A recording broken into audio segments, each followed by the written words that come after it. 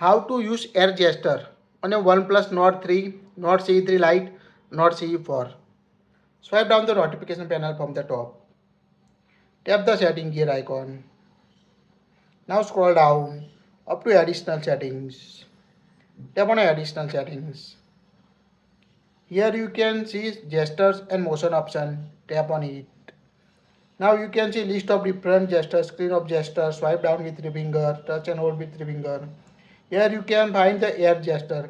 Control your phone with hand gesture without touching the screen. Now tap on air gesture. Now here first you can see answer call.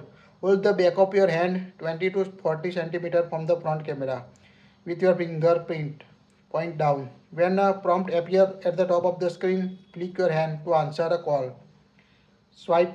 Now you can see mute call. Hold your phone, hold your palm like this for 20 to 40 centimeter from the front camera with your fingertips to mute the calls. So you can use air gesture to answer call or mute the calls.